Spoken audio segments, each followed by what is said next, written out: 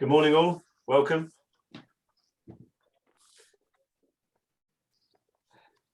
Morning everybody.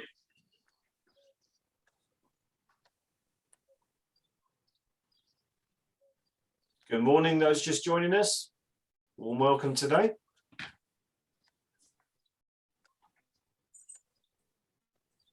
Thank you for joining us this morning.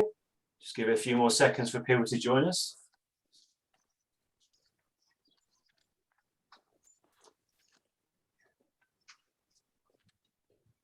Right, we're just about there, I think. We're 142 households got up this morning to join us. So thanks for being with us. Welcome to the latest Naturetrek virtual tour. I'm Andy Tucker, Naturetrek's General Manager. I'm talking to you from North Hampshire, just outside Basingstoke this morning.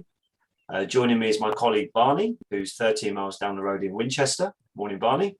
And over in southern Spain, we have our two resident guys, Niki. Hi, Niki, basking in the Andalucía sunshine there. And Simon as well, whose camera's turned off at the moment, but he'll be on with us shortly.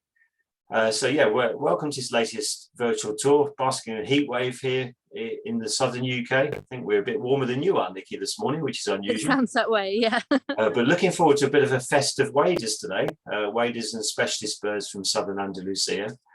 Just before I hand over to Niki and Simon, let me just give you an idea of where we are in Spain today, just by showing you on the map exactly where Niki and Simon are talking to us from. So if I just zoom out here, normally the guys are based down near Tarifa, right on the southern tip of the Iberian Peninsula, but this morning Niki and Simon have driven up to just on the eastern side of the Great Guadalquivir River, just to the north of this town of Sanlúcar de Barrameda. Sanlúcar is a funny little place. It's got the most weird one-way system that I've ever encountered. It's largely based on the shrimp fishing industry, and there are also extensive salt pans to the north of the town. And this morning, Niki and Simon are talking to us from just north of this village of Bonanza. You can see this extensive patch of salt workings just on the eastern bank of the Guadalquivir River there. And if I just pan out again, just to the northwest of where they are, over the other side of the river, you've got the vast expanse of Doñana Natural Park. And there's the village of Arrocio, which some of you may have stayed at while on a Naturetrek tour. So that's where we are this morning. Good to have you with us. Niki, I'll hand over to you. Thanks, Andy. Hi, morning, everybody. Yeah, normally it's all about is bringing a bit of Andalus sunshine to you in the UK, but it actually sounds like we've got a lovely fresh morning here. It's sort of low 20s. I've actually got goosebumps. I'm waiting for it to warm up a little bit. So we're bringing you some fresh breeze from the Atlantic instead. Today is a bit of a change. So we're here at for the first part of this BT. It's split into two parts. So the first part will be hopefully bringing you some brilliant wader, gull and flamingo action from the salt pans, just to kind of give you a little bit of a sense of place. Behind me, unfortunately I'm quite short so you can't see it that well, but behind me over here is I'm quite close to the edge of the Guadalquivir River, which Andy just showed you on the map, and on the other side of that is the big expanse of the Doñana Natural Park. On a clear day you can actually see the white buildings of Palacio de Asabron, some of the towers within the reserve itself, which some of you have probably visited, some of you watching here. If I sort of spin round a little bit, then these are the kind of main salt pans behind me. We've come to the sort of top end of the reserve, which is as you enter where the hypersaline bits are, it can be quite empty, but up here it's a kind of brackish feel, and at the moment it's really good because the southerly wader migration is really sort of starting to heat up now. So already we've seen some fantastic stuff. Simon earlier has kind of had Curlew Sandpipers practically crawling over his feet, so we're hoping that they'll settle back down somewhere close again. And then after we spent a bit of time here, we're gonna whilst you guys get a coffee or beverage of choice, we're going to take a short drive to the other side of this area where there's some freshwater pools that are sort of irrigation pools for the local agriculture. And now we're going to look for a completely different assemblage of birds. So see what we can see. If you're wondering where Simon is, he's... I'll just turn you around. He's over there. The idea being that I can kind of waffle on with my voice at a reasonable volume, and he can get in really close to those waders. So I don't know if he's maybe ready to show us anything. I know he's got his mic on, so. Yeah, so I'm amongst the slender-billed gulls and the curlew sandpipers at the moment. So yeah, if you could spotlight my camera, you should be able to see. Okay, so that's better, thank you. Yeah, these are, let me just square that up properly so you can see a little better. These are slender-billed gulls. They're a bit similar to black-headed gulls in a way. They're a bit bigger. They do have a slender bill as well. And in the breeding season, they have this pinkish flush below. And actually, there are a couple there that still have that. And a really plain face. A really pretty gull, actually. And if you like gulls, and I like gulls, there are so many here. There are, well, in this group, maybe 200. So it just carries on and on. Wow, and actually fantastic. quite a rare breeding bird across the Mediterranean that winters down here in southern Andalucía, but then also northern Africa as well, sort of coastal pools and salinas like this area here. I'll just get that a bit better in focus. If I scoot round as well a bit fast, let's see. So here you can see some curlew sandpipers, and this really brick red below. Some of them are just starting to come out of summer plumage now. They would have bred, or at least attempted to breed, up on the Arctic tundra, and they sort of make their way down through Europe, stopping at different refueling points, this being one of them, before they go on to well, as far as sub-Saharan Africa, where they spend the winter on coastal lagoons and, well, more salt pans where there's lots of insects for them to eat over the winter, and then they return to the breeding grounds. There's a red shank, lots of juvenile red shank around here at the moment, and obviously the black-winged stilt, which is really long-legged and these pinky legs, and well, it's got the black wings, and as it's scratching with the curlew sandpipers going underneath it. So wonderful, Simon. Nice views. Yeah, this is one of the top sites in Europe for slender-billed gull. Yeah, it's stacked full of slender-billed gulls here. This is part of the natural park. It's still part of Doñana, and these salinas are changing at the moment to more traditional management. Another good place is not too far from here is the Bay de Cádi, the Bay of Cádiz, which is a really great place as well, where there's traditional salt pan management. And when you watch them feeding, they feed a bit like phalaropes. If you're familiar with phalaropes, they sort of spin in the water, and these slender-billed gulls do just that. And they're after lots of macrofauna in the waters, in the salty water, shrimps, small shrimps, and other things. And yeah, they're really smart to watch feeding. So there's a really close curlew sandpiper. It's this one we ordered, so let's see if we can get it. There you go. Yeah, nice and close, nice summer plumage. And I know people sometimes struggle with these in winter plumage, but the long bill is probably the last thing to look at, really.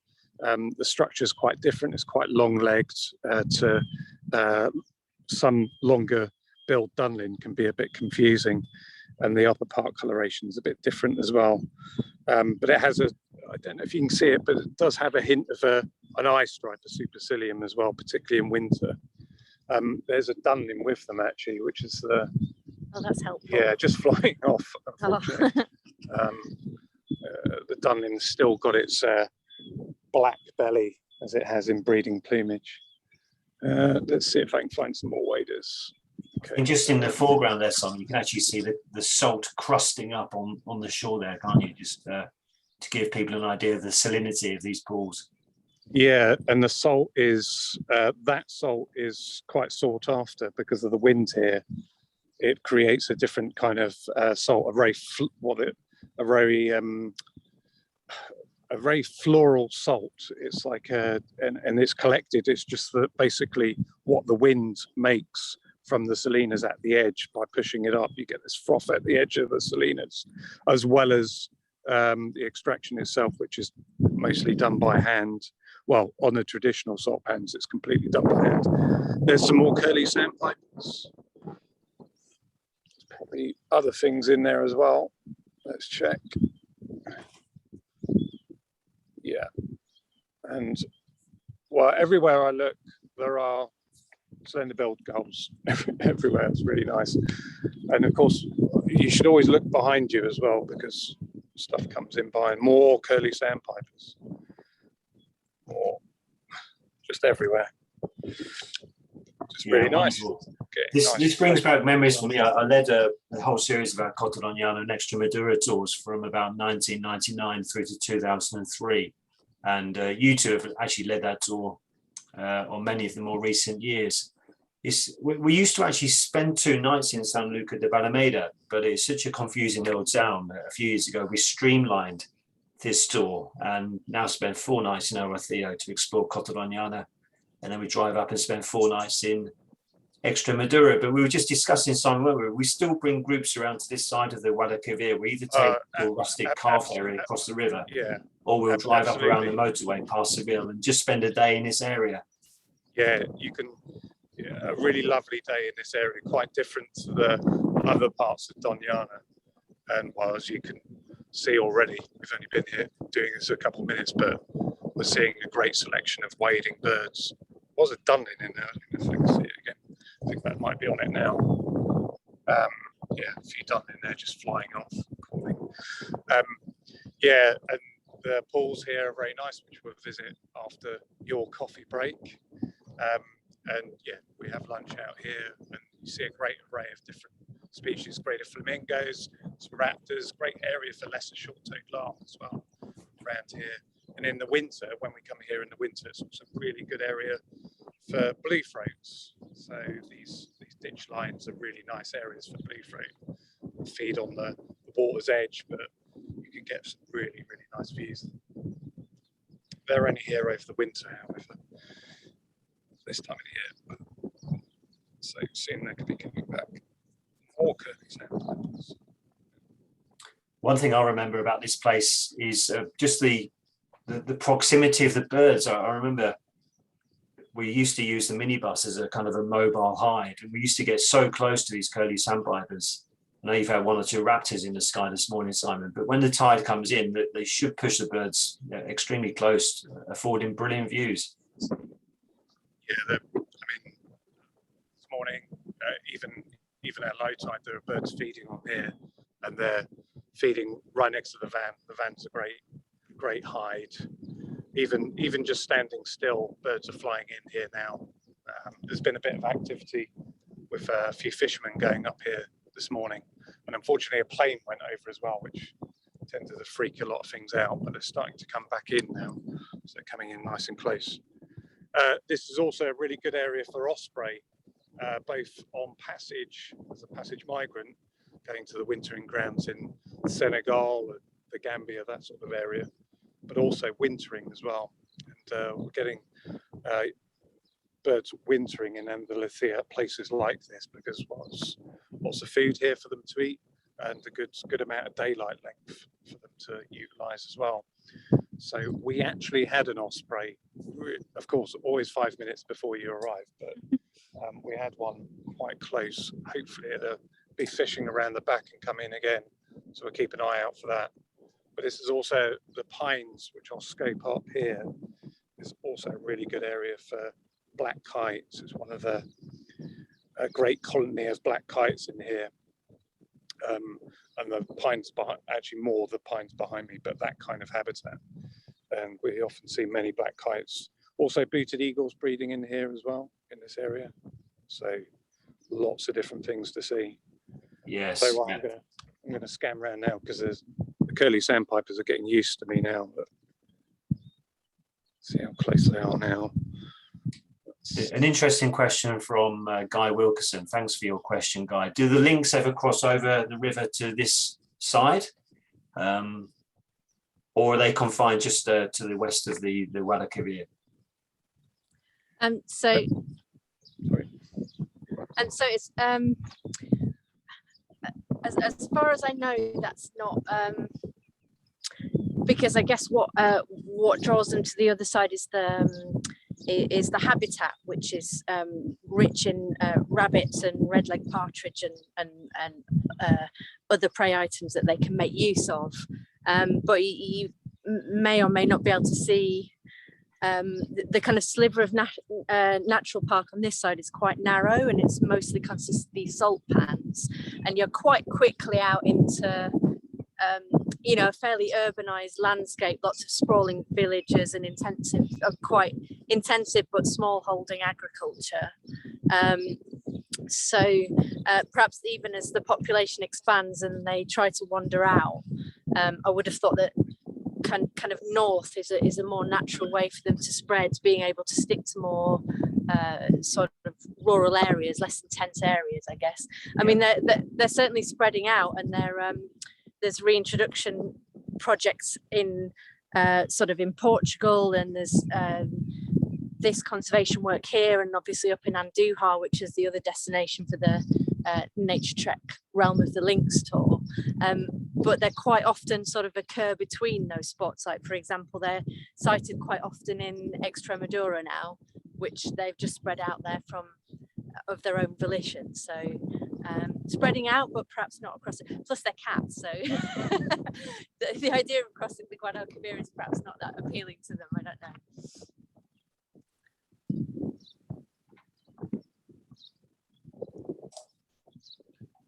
So I'm just getting a bit of a gust of wind. I noticed somebody said, could I move the camera a bit slower? Of course, yeah, absolutely.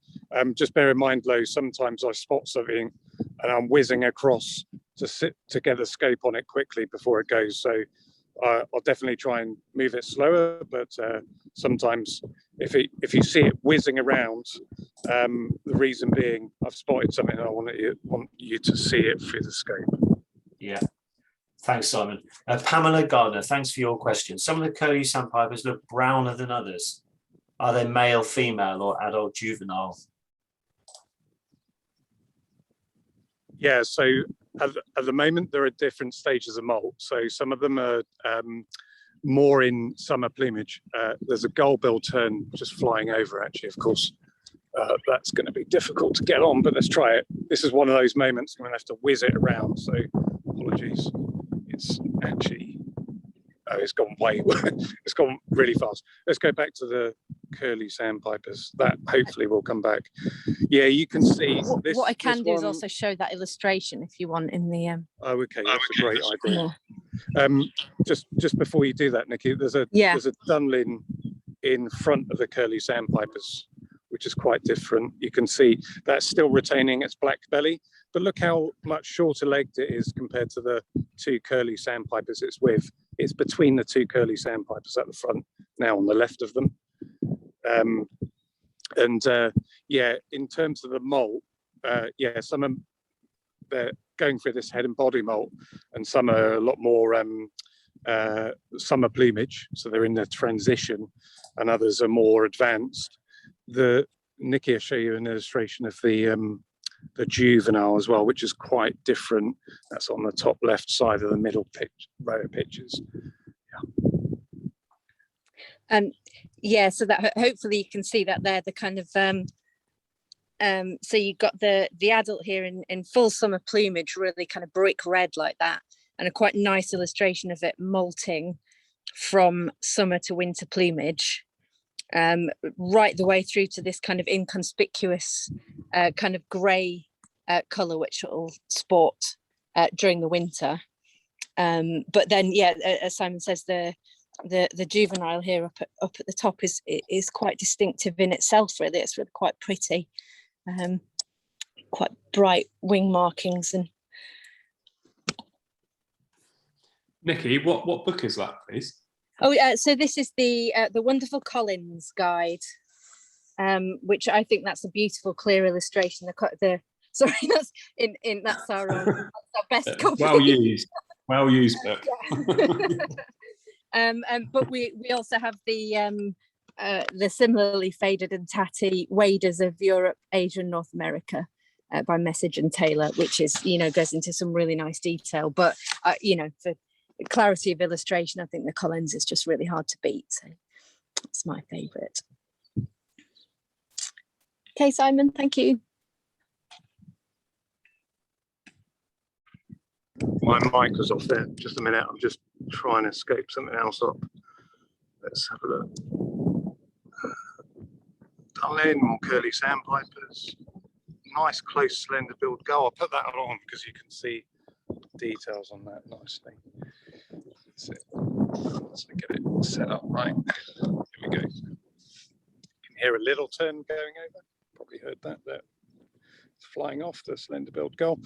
Like the black-headed gull, it's got that white leading edge contrasting with the upper wing. So a little bit darker on the outer edge of the wing, the out trailing part, but the leading edge, a bit at the front there, you can see quite nice and pale, but a lot bigger.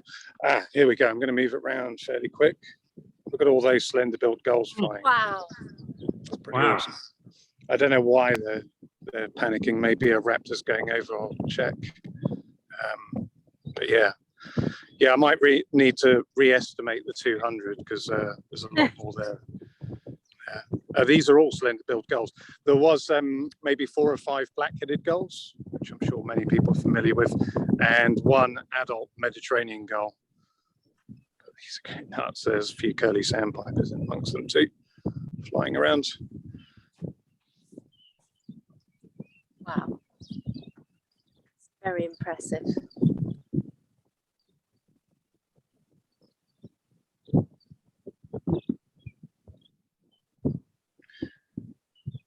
A very smart gull. Just out of interest, are there any local Spanish birders out on the pans this morning, or have you two got the place to yourselves? It's just us and some fishermen. Yeah, so yeah, all to ourselves. But it is a popular spot, popular for people visiting from abroad as well as locally as well. Yeah, because it's such a great birding spot. Really does pull in the migrant waders and gulls and terns, and well, some raptors too. Okay, let's spin around here quickly to see.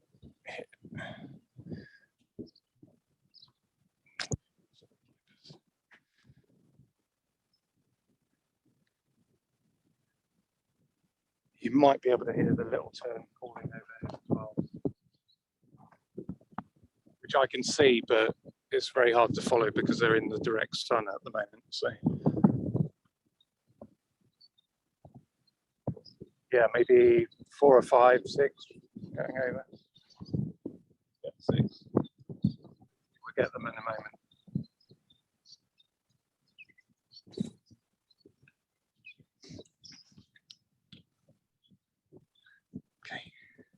about another 30 households have joined us since we started. So I'm just going to quickly show you latecomers again where we are this morning, just very briefly.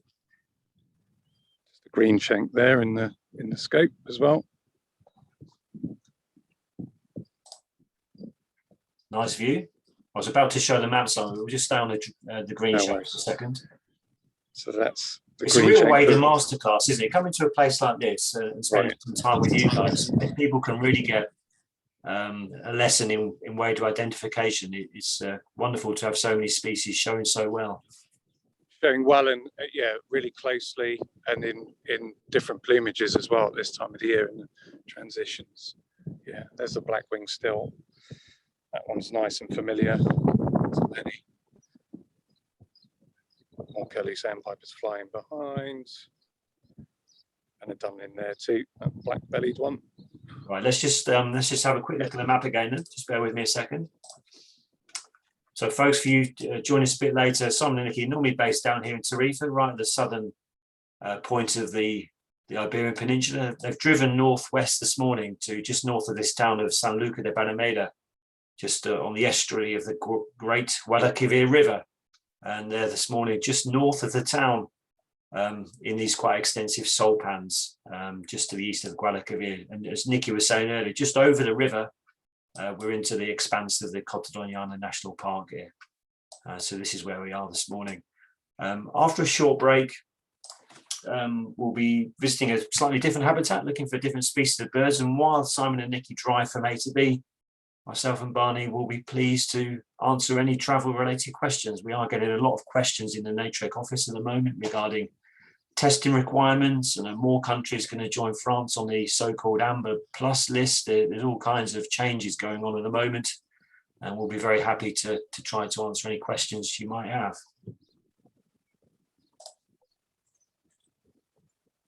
So I'm just back on the Slender-billed gulls, little group now, and I'm going to pan around to the left in a moment.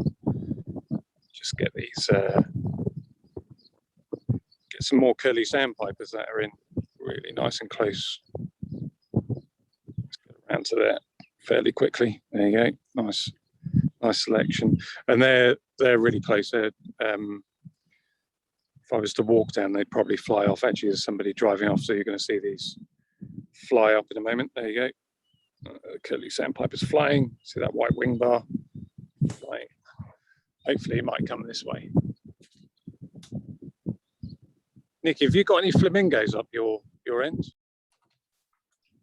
Do you know what? I was going to ask you the same question, Simon. I haven't got any close in, unfortunately, no. There was a reasonable group sort of behind you on the other side. But perhaps if you want, whilst you're looking for those, I can bring the van down and then we can meet these good people at the second base.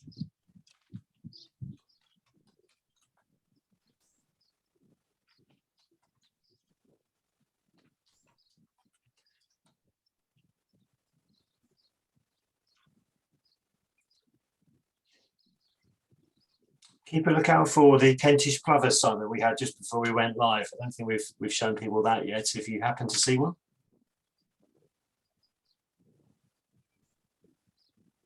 So sorry, I went off there because somebody was telling me there was an osprey flying over. But, that was about half an hour ago. Yeah, anyway. I just mentioned look out for the Kentish Plovers. See if that turns up again. Okay. Yeah, let's have a look around. Let's see if we can get that. Certainly got. Okay, while I'm scanning, I'm going to put. If you put me on spotlight again, I'll put you on some waders here. There's a couple here. Okay, thanks. Right, let's get it in focus. That always helps. So this one, Curlew Sandpiper. And as we scan right, red shank, you can see the red legs. Common red shank. And a Curlew Sandpiper with a green shank. See how pale below that green shank is? Fairly thick bill, slightly upturned, greeny, greyish legs. Quite greyish, darky greyish upper parts. Then the black-winged stilt. Right. If I leave it on there, I'm just going to have a quick scan for Kentish plover. There were several here. Simon? Yeah. Shall I make my way to you with the van? Okay. Yeah, that's not a bad idea. You've got the keys, haven't you? Yeah. Okay. Okay, see you in a minute. Okay. On this bank, if I can, there is a little turn. It's a bit far away actually, but that is, believe it or not, a little turn. And then below, just check on my binoculars, red shank. Yeah, there are a few little turns on there. It's brilliant, but, and then yellow leg gull, black-winged stilts. There's the yellow leg gulls, two of them, and there behind looks like black kite, I think. Let me check.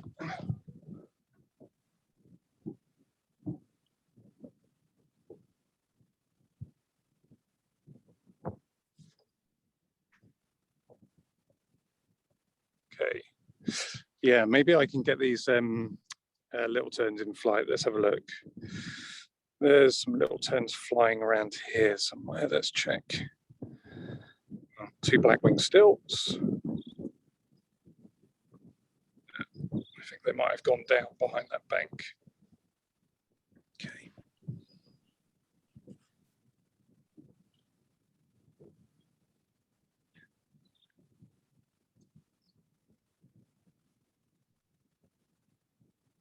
Okay, I could actually hear the greenshank calling there. Choo, choo, choo. Very distinctive call. These banks are really good as well. So these banks are great nesting habitat for Kentish plover, little terns, black-winged stilts, pied avocet as well. I'm just going to scan through here, see what else we can find. So the slender-billed gulls are coming back around here. Let's just whiz around there, coming fairly close. I'm going to walk towards them in a moment. And some more waders coming in here as well. More Curlew Sandpipers. It was actually a Kentish plover that just flew across there. Okay, I'm going to put the scope on. Some stuff behind me. There's a little bit in the sun, this, so it's not ideal, but I think you'll be able to see. Okay, these are. Let me just get to a nicer group. That's a bit clearer. Some black-headed gulls there, and pied avocet there with the slender-billed gulls on the bank. So on the bank of the slender-billed gulls, in the water there, in the middle, the bigger birds. Those are pied avocet. The light is not good there, hence why you can't see the coloration. And more Curlew Sandpipers in behind there as well. Lots more. Lots of slender-billed gulls are seemingly on every bank at the moment. We can just pick up some of the rosy pink hue on some of those birds. Nice to see. Yes, some of them are really still retaining that, aren't they? It's really smart. They are a really smart gull in winter plumage as well as summer plumage. Very, very nice to watch. Yeah, just go back to the avocets. Just go back to the avocets a second, son. We didn't get too long on those. They're lovely, dainty birds just to enjoy for a few seconds. I know the light isn't great over there, but you can just make out the upturned bills there. Beautiful birds. Feeding action. Is that in focus for you guys? Yeah. Yeah, it's decent. Yeah. Okay. Good. Okay. So what are the targets, Simon, at the next location that you're going to be driving to in a few minutes? What are we likely to see there if people want to stay on? Oh, so the next location is superb. It's actually some private agricultural pools that we go to. We take all our groups there. And it's a great place for white-headed duck. Red-knobbed coot is a very hard bird to see in Doñana these days as it's declined so rapidly. But red-knobbed coot, we should see that. And a very good pool for red-knobbed coots, breeds there. And things like Squawker Herons, some beautiful views, very nice close views of Black-crowned Night Herons, purple swamp hens, and it's a very nice spot to come to, even virtually. So yeah, I'd be tuning in if I wasn't here. So yeah, no, it's one of my favourite spots because it's just you're so close to the action. There are a couple pools that a lot of people go to near here where the white-headed ducks are quite far away. But if you're into photography and you want a nice close view of that beautiful blue bill of the white-headed duck, these pools are the place to come. So, yeah. Sorry, my scope was... Let's put this on the last Curlew Sandpipers, perhaps. I'm looking for a pylon there. Let me move it.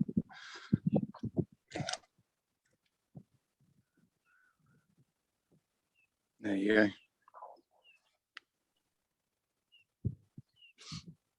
A couple of people have commented on the time of year, Simon, because normally when you look at the British bird tour scene, not many companies offer tours in July, and I think we all pack our tours into the March to kind of early June window, and July is a bit forgotten, but this morning just goes to show that there's really activity year round to be enjoyed here. Yeah, I mean, a lot of people say as well that birding in the UK tends to get quite quiet in July, although wading migration started there as well. And so people come here and see the wading bird migration, and the breeding birds as well are still here. But also in the Straits itself, we see the huge numbers of white storks, black kites passing through. Saturday, we had 10,000 white storks crossing the Straits, numerous numbers of black kites. Booted and short-toed eagles are building in number. The first of those will cross in August.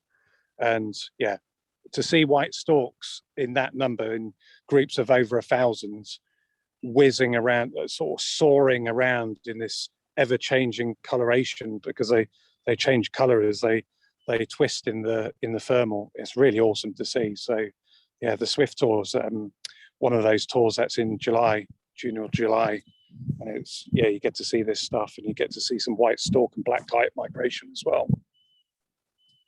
Yeah, plenty of activity going on. I think probably the main reason we steer clear of July generally is it can get oppressively hot in southern Spain between about 10 in the morning and 3-4 o'clock in the afternoon. It can be unbearable at times, but today just goes to show, doesn't it? You've got cooler conditions there than we have here in southern Britain, so you just don't know. Anyway, I think we're going to have to tear ourselves away from these Curlew Sandpipers and get on to the next location. Do you want to make tracks, Simon? Yeah, let's do it. Okay, we'll see you in a moment. We're going to keep the broadcast running. We're not going to cut it off like we did in Peru a few weeks ago and get you all to log on later. We'll keep it running. Myself and Barney will have a chat with those of you who have any questions. And I think it's 10 minutes or so, Simon? 10, 15 minutes to the next location? Yeah, it should take us about 10 minutes. Unless we see something on the way, it'll take stop before. But yeah, we'll be about 10 minutes. A couple of Iberian yellow wagtails going over here as well. Yeah, just to say as well, July, we're quite blessed here in the very south. It's actually quite cool compared to the rest of Spain. The rest of Spain is oppressively hot this time of the year, but we get these nice sea breezes, particularly if it's from the west. We always have a breeze in the Straits, which keeps it quite cool, which is quite handy. Okay, we're going to make tracks anyway, sorry. Yeah, if you want to commentate on the way or if something interesting happens, just butt in. But otherwise, folks, go and get yourselves a top-up, a tea, coffee. Fire some questions at me and Barney if you like. We'll sit here patiently, just waiting for Simon and Niki to arrive at the next location.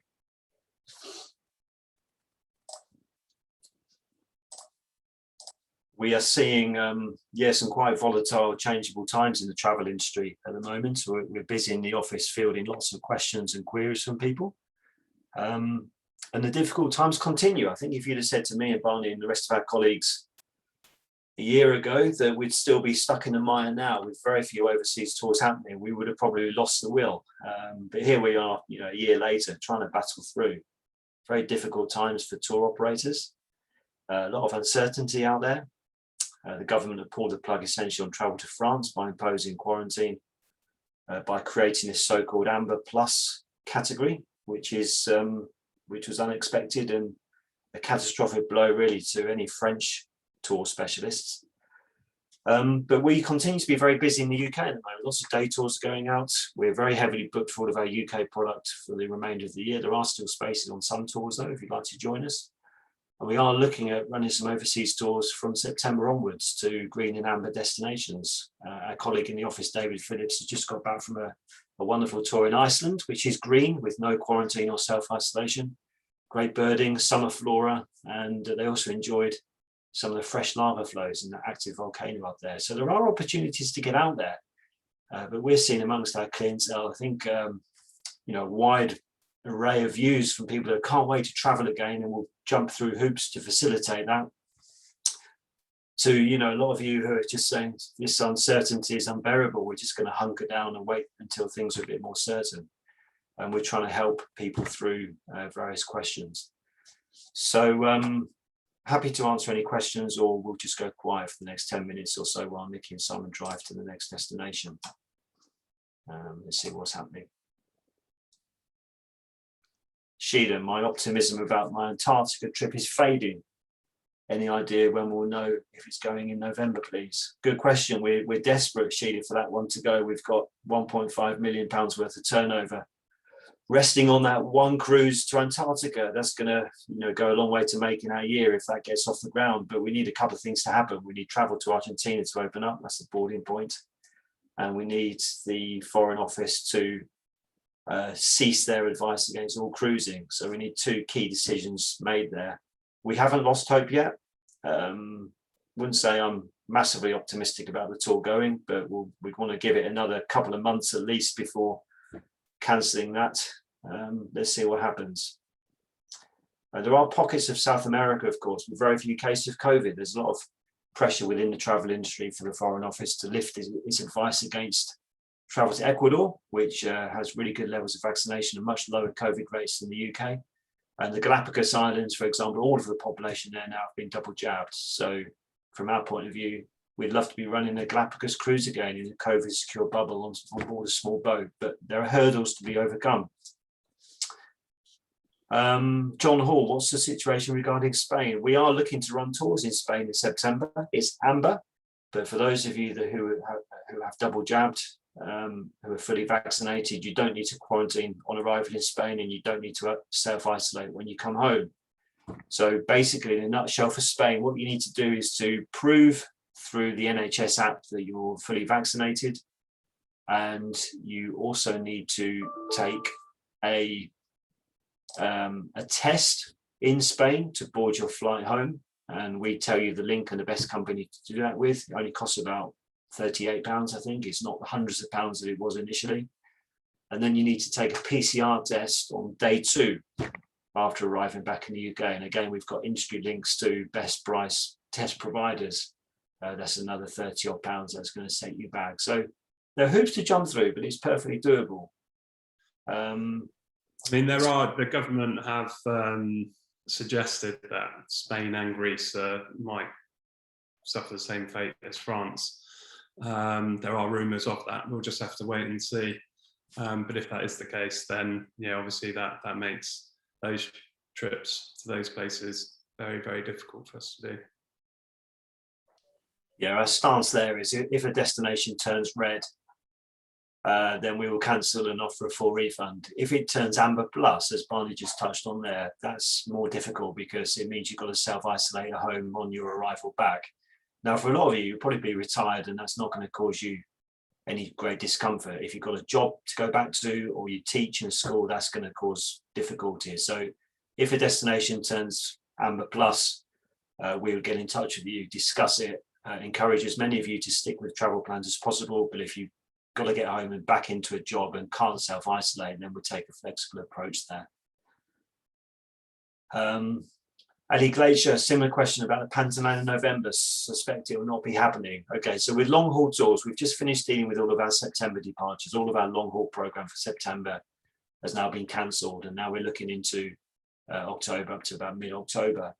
So we want to deal with these tours in a sensible chronological order, and we want to give destinations as much chance as possible of opening up. So Ali, not confident with the Pantanal, but we want to see how things progress over the next month to 6 weeks, probably.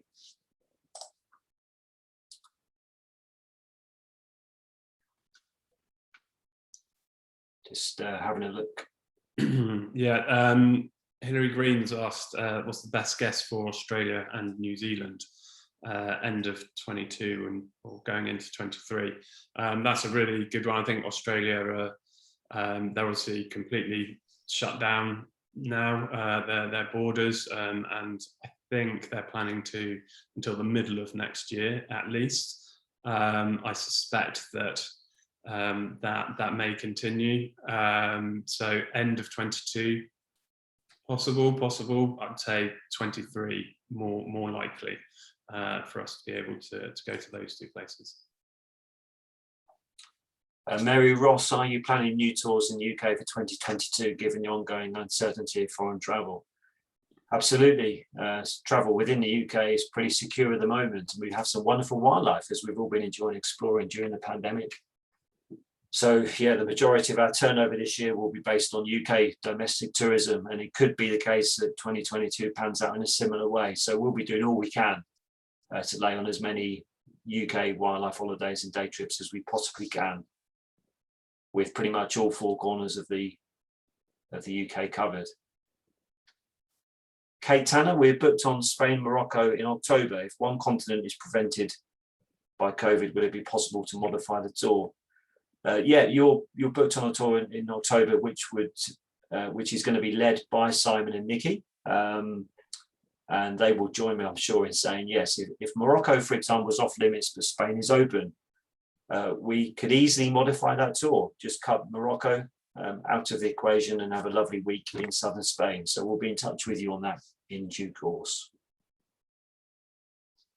Sheila Thomas, this is a really interesting question. Anybody got any answers on this one? Because I'm not sure. If one has to self-isolate on return, is one allowed to collect pets from kennels before isolating? I'd love to just apply common sense to that one. Surely you can pop in and pick up your pooch before self-isolating at home. What do you reckon, Barney? I mean, yeah, I'd agree. Common sense would dictate that you should be able to do that. I mean, I think maybe check with the kennels. They might have a policy on that, because I imagine a lot of their work and business is from people going on holiday and what have you. So I'm like to think that they probably have a better answer than us there. Yeah, check with your favourite kennel, Sheila, see what their policy is and report back to us. Right, Jill Doody helps here. My kennels offer a contactless collection and payment online. Someone else saying better to get someone else to collect the pet. So a few different answers there. Judy Corkill, do we think Costa Rica in February will happen, please? Now, these questions are so difficult because the government are not really giving us in the travel industry much of an idea as to, on what criteria they're basing their decisions. We don't really know what figures they're looking at when they decide whether a country's red or amber. As I've said with Ecuador, the cases in Ecuador are far lower than they are in the UK and many European countries, yet Ecuador's red, as is the whole of Latin and Central America. So it's a really difficult question, that one. So we will just bear with the situation and see how things unfold. It would be lovely to see a couple of destinations in Central and South America open up to give us some hope for early next year. So it's a question of bearing with us on that one. The other things that we have to contend with is not just the traffic light system. It's also the FCO advice. We have to go by what they say, and of course the two don't marry up necessarily on the countries, and then also each individual country has their own entry requirements as well. So there's three things there that we have to juggle and all have to be aligned for us to be able to run the trips. It's we would like a lot more synergy, certainly. That'd be very helpful. Right, I'll just answer one more question before handing over to Niki. We've had a nice little chinwag here, Niki, as you've been driving from A to B. Yeah, we were listening. It didn't sound that nice, but hopefully we can cheer you all back up again. Yeah. Leonard, guys, will you be opening your offices in the near future? Or do you still intend working from home? Well, about 10 days ago, Barney and the other staff will say that I emailed all the staff and I said, I want you all in the office for a minimum of 2 days a week as we start a phased return to the office. But then cases started spiraling last week. Barney got pinged by the NHS app. So I just said, this isn't worth it. We'll continue on with a skeleton staff in the office, up to 5 people. And normally where we were 32 before the pandemic, we're down to 25 now. But I've scrapped that and said, guys, for the summer, I'll reevaluate in a month's time. Let's carry on as we are.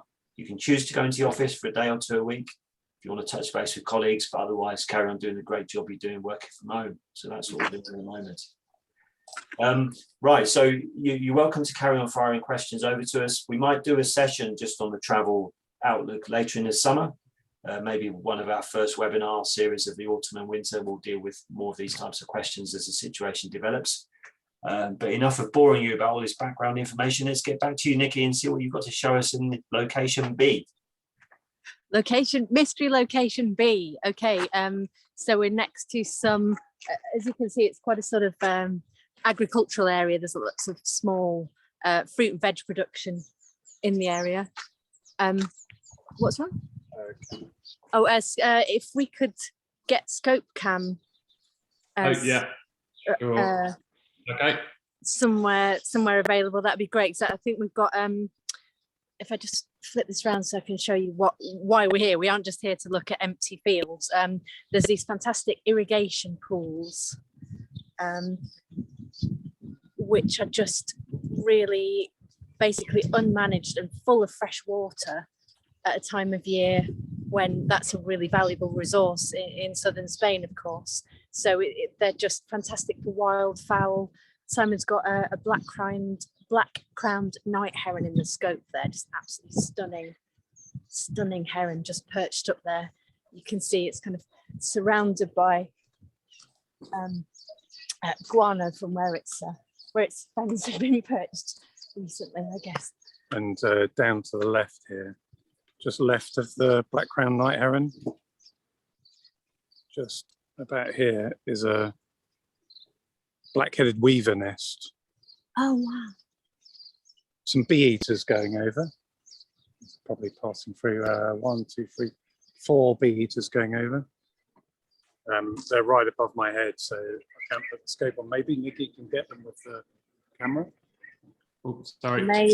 They may have just outwitted me, I think. There's some traffic going past as well. Right. Right.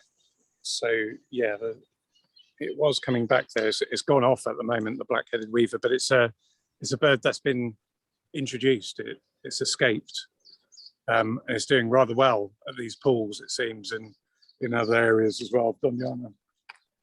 There's another bird here that's non-native, more native to sub-Saharan Africa, and that's the waxbill, the common waxbill here, which we often get as well, a little tiny thing with a red waxy-like bill, isn't it? Like a little really candle, smart. little red candle. I'm just going to walk up not into the open water, I don't have my wellies, but You are quite tall, though. yeah, like a black-winged stilt. Exactly like that. Yeah.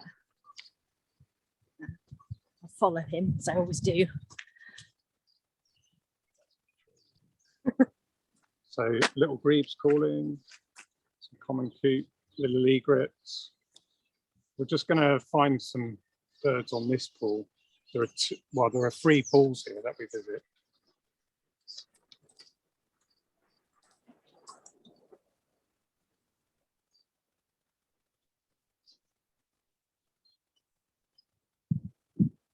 It's quite a fantastic array of baby things as well. Still, lots of kind of little fluffy little grebes and stuff like that. So yeah, it's a really nice place to visit. It's kind of you know, Andy, as you remember, the area around San Luca de Barrameda, there's areas of it that aren't that picturesque.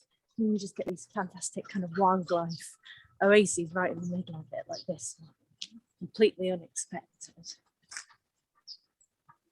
And with their own soundtrack. Wow. Really nice view of it's a nocturnal heron, black-crowned night heron. So that red eye on the adult. Oh, the weaver's back. Is it? Yeah, I don't know where you're pointing. It's just, if you come here. Okay. You see? Back at the nest. If you look just over that. Oh God, yeah. Oof. That's really smart. So we're just going to try and get this black-headed weaver in the scope. So the male's coming. It's really smart. It's really quiet out in the open as well. Just bear with us a second. Right. Apparently it's too close. Oh, look at that. Yeah. There we go. Great little thing. Wow. Nice work, Sam. That's brilliant. Yeah.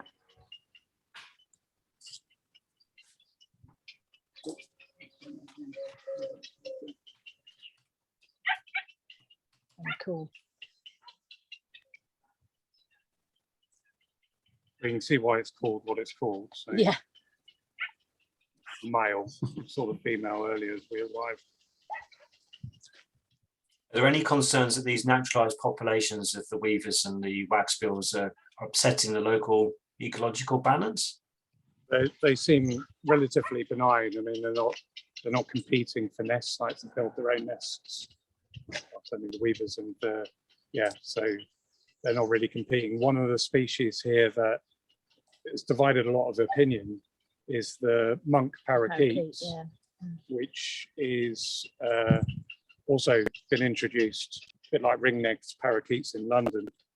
But the monk parakeet can cause some damage to cherry groves and things like that. But and some people argue that they take up potential nesting sites.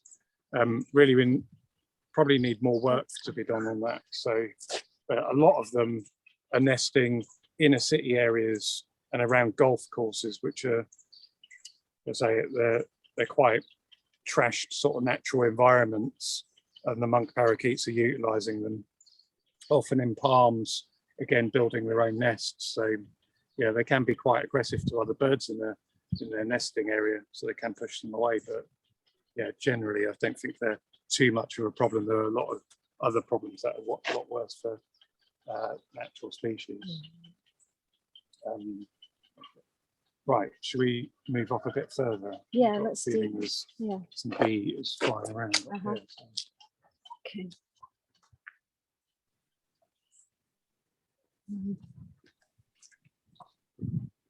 So there's lots of kind of handy blue viewpoints through the sort of taller scrub at the edge of the pool. Niki, just out of interest, what's that bird on your inner right arm? Is that another tick for us? What is that? On the what, sorry? On your right arm, on the inner right. Oh, right. Well, it's actually it's a full advert for the Swift Weekend tour. Actually, I've got I've got all 5 of the Swifts that you can see on that trip. So It's a walking field guide. Yeah. That's just Can I expense that? Oh. Here's Yeah, walking field guide. That's what we've done. here's a Oh, coot, wow. common coot and glossy ibis. Glossy ibis tucked in there. Yeah. Okay. Yeah. We're going to get a bit closer, but I wanted to just get that in the scope to just in case it flew off as we got a bit closer.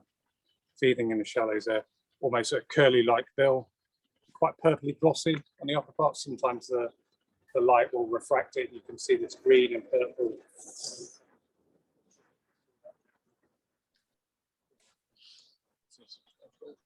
Right, let's go off. With the hours up, folks. So if you need to get off at all, back to work or whatever you've got planned for this morning, we will be sending out an email with a link to the recording, so you can always come back and watch the recording later on. We'd love you to stay with us live for the next few minutes. We're in no rush to wrap things up. See what Niki and Simon can find for us. Yeah, do stay if you can, because we're actually sort of we're building. Just Yeah. starting, really. Yeah. Yeah, this is one of the best, one of the best birding spots in the area. So it'd be really cool if you can either stay with us or get yourself a bunch of antigen tests and get yourself on a plane.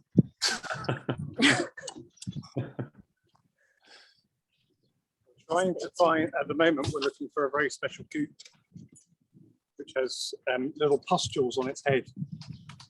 And hopefully we can find it. Sometimes it's in the undergrowth, hiding. So we've got to scan around for it for a moment. Bear with us a moment. Hopefully we'll find it.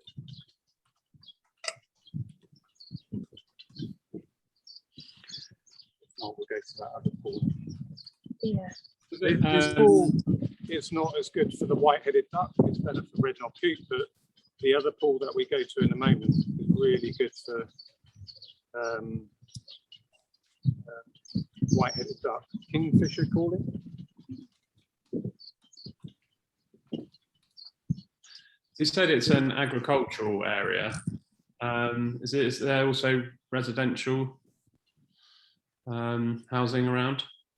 Yeah, it's a big old mixture. You can probably see. I mean, this over the back there. That's fairly typical landscape of the area. It tends to be kind of small scale fruit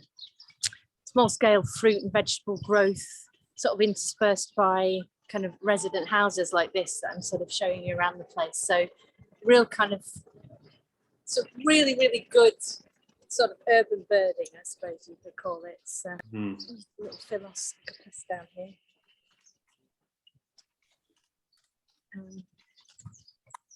But yeah, like I say, always just the real little gems like this, always a sort of real nice surprise to come across.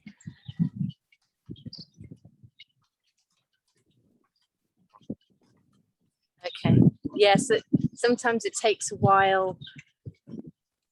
To say it's such an aggressive species of coot, they're also quite secretive, so we sometimes have to spend a while to actually find it, which is something we unfortunately don't have quite as much of today, time to kind of look for it. But,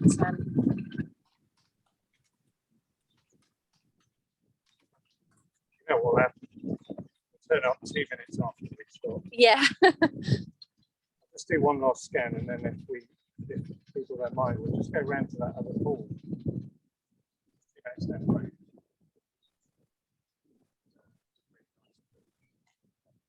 Saw some great stuff on there. Yeah, it's beautiful. Should we walk down it? Yeah, no, let's walk down. Yeah. Is there any other questions come in just whilst we're sort of walking to the next area, or? These agricultural pools of irrigation, but they stay wet most of the year. Really nice to walk down. Yeah. And no other questions in a moment, Nikki, but I'm just going to ask you about the local economy there. It's quite a poor part of Spain, that, isn't it? The unemployment is quite high, and there's a lot of reliance on shrimp fishing, small-scale agriculture. Yeah, it's. I mean, Andalucía in general, up until not long ago, had the highest. Probably still does have one of the highest unemployment rates in Spain. At its worst, kind of during the sort of last recession, it's like 40% unemployment. And areas like this that have been quite, in the past, that have had thriving salt industries and fishing industries and agriculture are sort of struggling a bit because of falling tuna stocks and intensification of agriculture and salt production, which of course means less jobs on the ground, basically. So these kind of small scale veg growers are kind of holding on, and once you get out here, it's not really there's not so much tourism as you get along further towards the Malaga area and Tarifa, so there's no income really from that so much. Yeah, it can. There's a Squawker Heron in the scope. Oh, you nice. can just see that tiny, just moving there, right in the centre. That's as far off as I can go with zoom. I mean the app zoom. It's a lot closer than you think. But somebody described that once to me like a butterscotch heron. It's a migratory heron, it's tiny. Butterscotch kind of coloration. I think it's a really good description. Yeah. Very smart. Hopefully on this other pool we'll get a few more. We had about 5 or 6. What's that duck next to it, Simon? Is that just a map?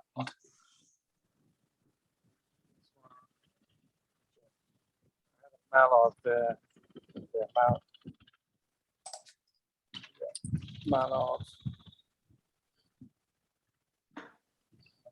Let's just have another quick scan, just in case we get there. Never give up. Ali, just to deal with your question, does Naturetrek have an arrangement with the testing company? Yes, we do. Yeah, we've had a close look at this, and we've got 2 trade discounts with testing companies. One for your test in Spain before you board your flight home, and then another for the day 2 test when you come back. So we've got a discount code, which we'll be pleased to pass to you if you want to drop us an email.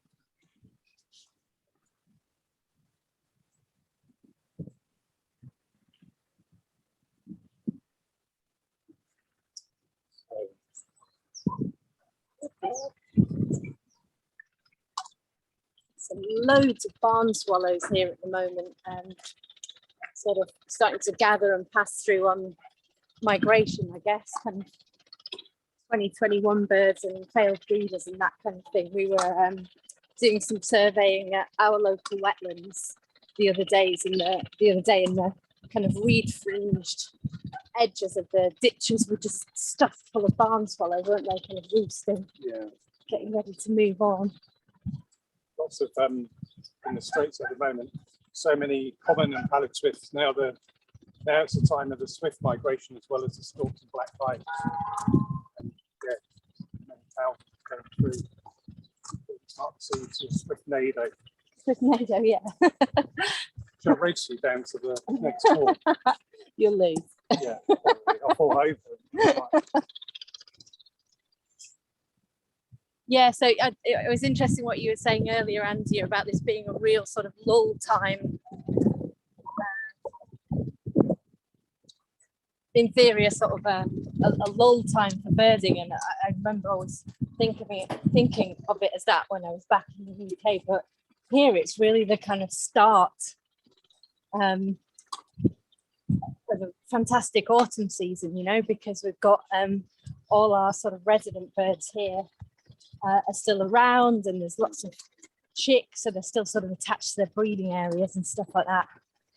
But then at the same time, this massive kind of wave of migrant birds starting to come through from your neck of the woods. So it's if you like a bit of sunshine with your birding, and it's certainly a great place to come, even in July, you know. Those sort of magic morning hours before it gets too hot are just really, really good. So. And then siesta. And then siesta, yes. And then lunch, then. Sorry, yeah. Not too siesta. Yeah.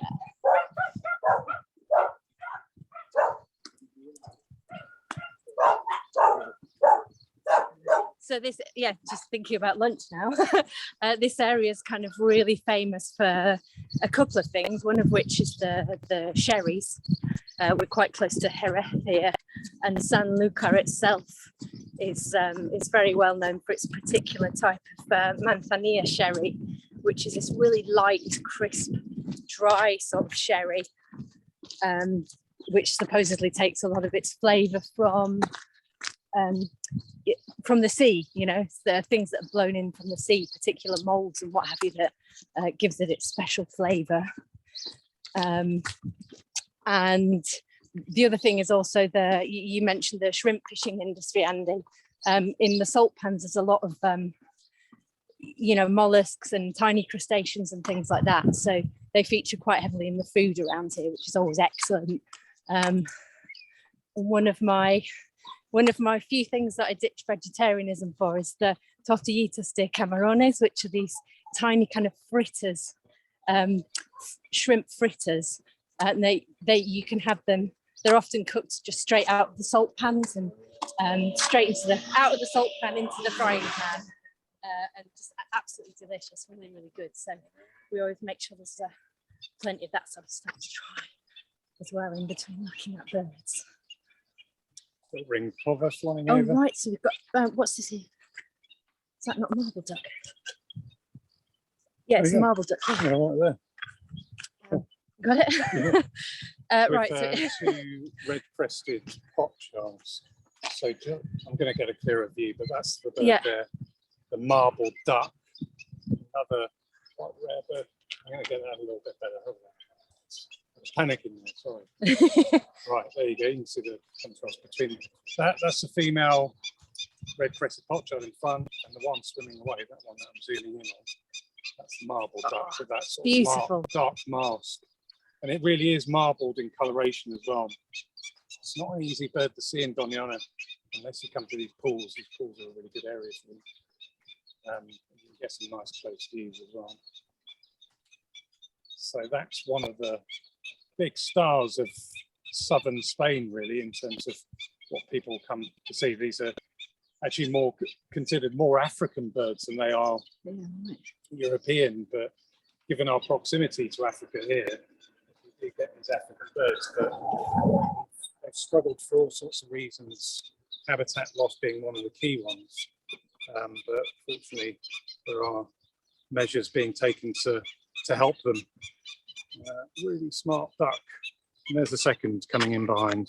Fantastic. They often go in pairs. Beautiful. They do cross between Morocco and Spain as well. So we see them sometimes in the Straits, rarely, but there is a link between the two populations. So important to conserve both populations. And sorry? White-headed duck. Yeah, I was going to get on that. Okay, the second really rare, let's just go to a little bit further away, but we'll get a bit closer if I can find them. Little ring plover calling somewhere. Some common pochards. Let's ignore that for some bit rarer at the moment anyway. And that's the white-headed duck. And there you can, great. I'm going to get some closer ones, but you can see why they're called white-headed duck. They're very similar to the ruddy duck, which was interbreeding with them, was a real problem. Again, another sort of species that's quite African, really, but occurs here rarely. But they're doing really well. This pool is actually full of white-headed ducks. You can see more there. Lots of white-headed ducks, young bird there as well. There's a couple of females about. The males have this really blue bill. You can see that one just behind the reeds there, sort of spinning around and scratching its belly. See that blue bill on it? Get a bit closer in a moment. There's a little bitten in flight. Oh my word! It's coming towards us. Here. Get on it. Yeah. Okay. Yeah, just gone over. Female with the white shoulders. Unfortunately, that was impossible for me. Do you know where that's gone? That's gone to that other Yeah, it's pool gone we were back just where at, we were. so Yeah. probably sitting up there now. Right. All the noise you can hear is black-winged stilts. Making a lot of bother. Moorhen out here, mallards. Let me check this guy here. Let me just check a moment. I'm just going to check in the scope. Yeah.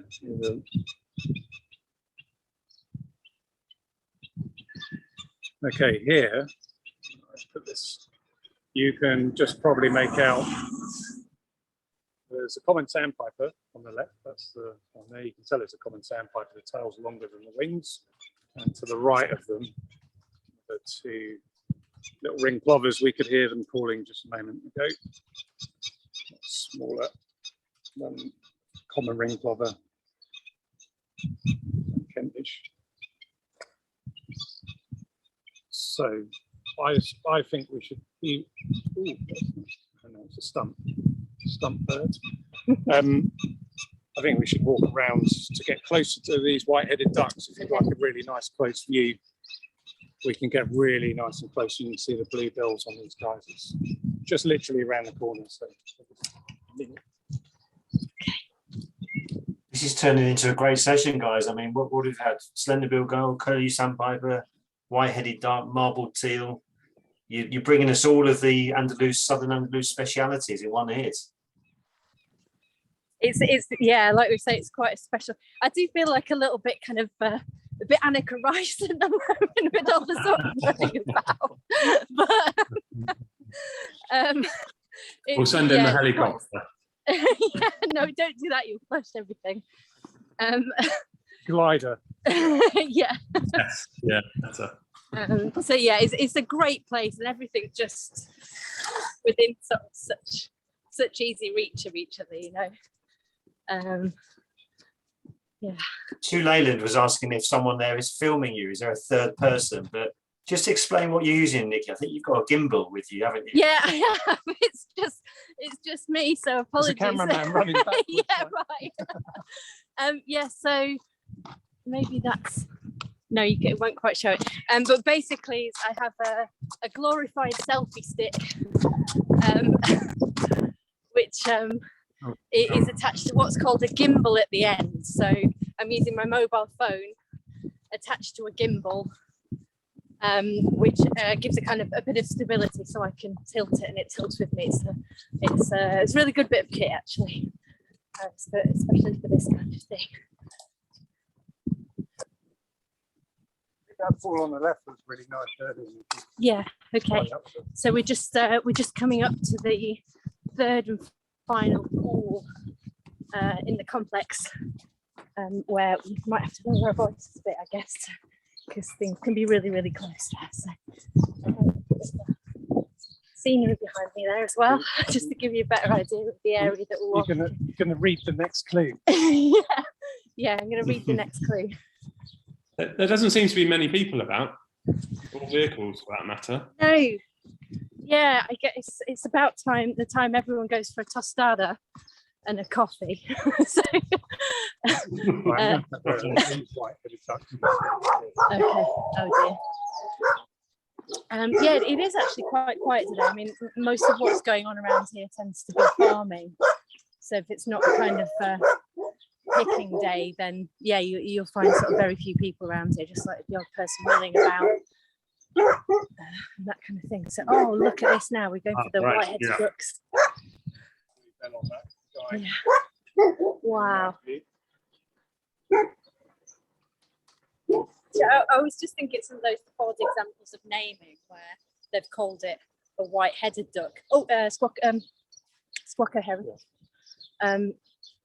They called it a white-headed duck, and someone managed to completely ignore this huge blue conch stuck on the front of its face. But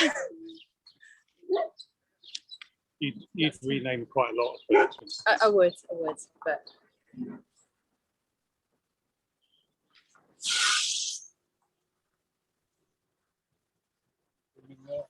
you can see it's a member of the stiff-tail family. Yeah. And you can see why it's called that, as a stiff-tail. Same family as the ruddy duck, which was hybridizing with the few remaining white-headed ducks. And now the white-headed ducks are doing much better with habitat being provided for them, restrictions on hunting and things like that, and also the control of non-native ruddy ducks, which were introduced from North America. So, which are very pretty as well, by the way. But yeah, right, poor things. Yeah. There's a little grebe out here as well. Baby little grebe. That's almost too much cute. That's too much. That's cute over there. Yeah.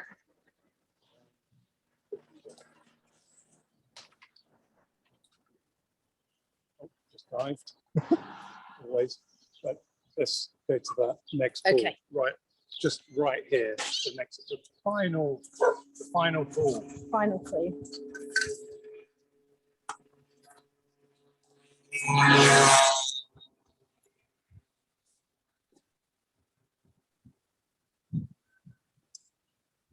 Michael Irwin asks Nikki, do you get many dragonflies by these pools? Are you into dragonflies at all? I mean, they're ideal for them. Yeah, I mean, they're kind of like I say, this kind of freshwater resource. Also red-veined darters. Yeah. Copper demoiselles are really nice one. Epaulet skimmer as well. And yeah, some migrant ones as well. And some, well, the epaulet skimmer, copper demoiselle as well, are more African type species again, a bit like the birds, but also the banded groundling on these sandy tracts as well, which is one of my stunning dragonfly. Also more in African species as well. Nico, I've got a few more questions on your kit. Are you using a mic with a woolly hat on, or just the mic on the phone? I think the latter, aren't you? It's just the phone on the stick. It's just the phone on the stick. Yeah, we sort of experimented with the mic attachments and didn't really find. Well, we certainly offered much more. There is obviously the slight sort of wind problem now and again. But but the yeah, this is just coming straight to the phone. So Okay, purple swamp hen or western swamp hen. Okay. So we've got Western Swamp Hen about to be in phone cam. Scope cam, rather. They've just gone in. Hold on a minute. Just check. Yeah, they've just wandered into the reeds. Cool. All right, they're coming out there. You might be able to just see them. These are two juveniles. There's a short-toed tree creeper calling in the pines next to us. They are moving there, but it's very difficult to see. Maybe they'll come out in a moment. We'll wait if they come out. Oh, look, there's feeding a chick up there. Oh yeah, there's a little chick's just gone right. Yeah. Let's go round to here. I'm just going to whiz round a moment. Sorry. Another white-headed duck. You can see this pool. Really good for white-headed duck. These two adjacent pools. Probably maybe, I don't know, 30 individuals at least on here. And the two marbled ducks, which are very nice to see. So we've seen some really good Doñana specialties. I really like the way that, and the white-headed ducks are really, the males, particularly in the spring, are really quite aggressive. They really dominate the center of the lagoon as well. Even chasing, well, not chasing that one because it's not spring, but chasing off coots, which coots often are aggressive, but white-headed duck is more than a match for any coot. So, can I just ask you? I'm sure you'll correct me if I'm wrong, but is this not a melodious warbler? It's a melodious calling. Yeah. So I can't see it. Where is it? it's just moved up to the. Yeah. Maybe a bit challenging to get in the scope, but there's a. Too challenging, isn't it? Yeah, there's a melodious warbler. Chick begging for food in the trees above us. The adults fed it once already whilst we've been here, so I know we're not causing it any disturbance for being here. Okay, let's. So we're going to go to a little egret, but if you look behind the little egret in a moment and find it, there's a little egret. It should be. Get it in focus. See what's behind it. There's a Squawker Heron. Yay, look, nice comparison Pochard. between the two. Egret you'll be familiar with, I'm sure. The Squawker Heron, that migratory species that arrives here in the spring. And yeah, it's really smart in the breeding season. Really stunning colours. And well, I can't think of a better description for it than butterscotch, really. Really smart. What else have we got here? So we've got some common waxbills calling. I think they're just flying over. Lots of coot, lots of white-headed ducks, moorhen. I'm going to try and get you a purple swamp hen that we saw here earlier. Might be another one out somewhere. Moorhen there. Little group. That was a purple swamp hen calling. Can I just get... Yeah.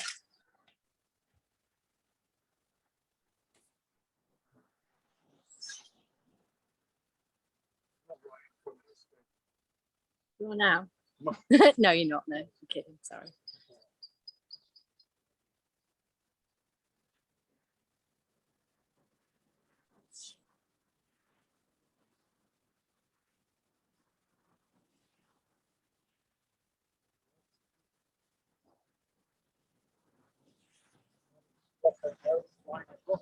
What's those now? Yeah, I think we counted what 6 here this morning. Yeah. On this, just one. On these two. Ah, here we go. Okay, I found Great. one. Hold on. Okay. Right, bear with me. Should be able to. It's another juvenile. So it's a juvenile purple swamp hen. I'm just going to line the scope up on it first. Got where I was looking.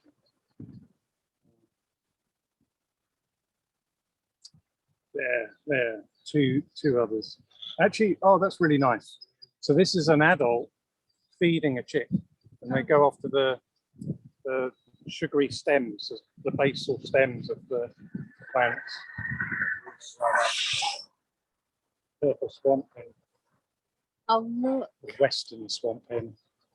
was called purple gallinule, I believe, but there's gallinules in other parts of the world, so standardising the names. And that's the juvenile on the right side being fed by the parent birds. Interestingly, that was actually one of the favourite food of the Romans, and one of the first birds that nearly been hunted to extinction because they were so sought after. Now we find them on the freshwater pool. They're doing relatively well. Yeah, nice view. Fantastic, yeah, another real speciality. We've had some cracking birds this morning. That really big red, pinky red bill. Pinky legs. Oh, right. Yeah, there's a melodious warbler knocking around right in front of us, but hopping very, very quickly. Yeah.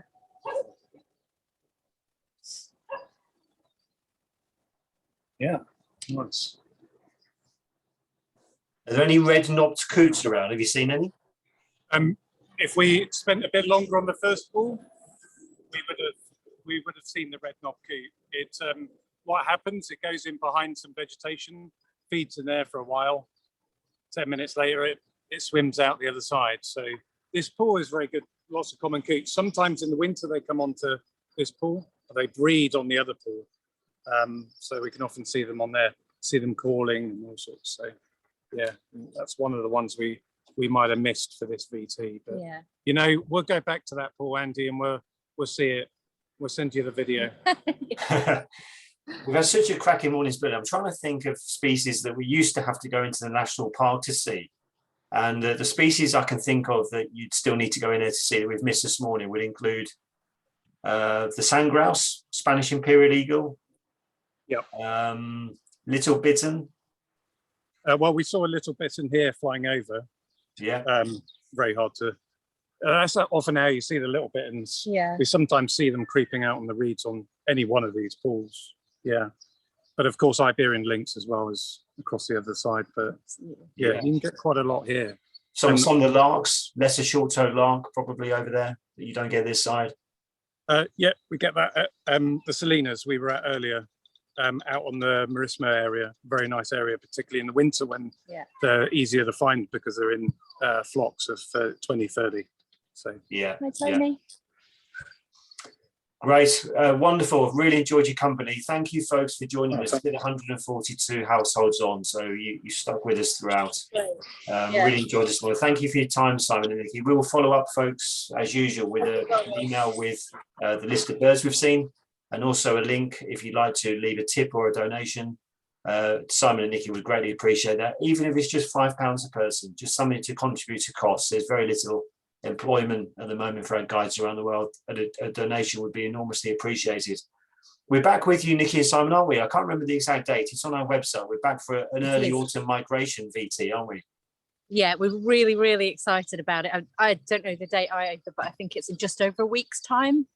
So yeah, we're already sort of the white stork numbers, the black kite numbers are already starting to edge up. So in a week and a bit, you know, fingers crossed, it could be a really spectacular day, couldn't it? So on Saturday, 10,000 in one day, white storks going across. Yeah. And then we've had several thousand every day. So that is nice. Hard to believe that we did a spring migration VT, and here we are again watching the same birds go all the way back again. Crazy. That's Monday the 2nd of August. I'm on holiday with my family that day, so I'm not going to see you personally, but Barney and another colleague will be on with you. So I hope for good weather and some good migration. Thanks for your time and efforts this morning.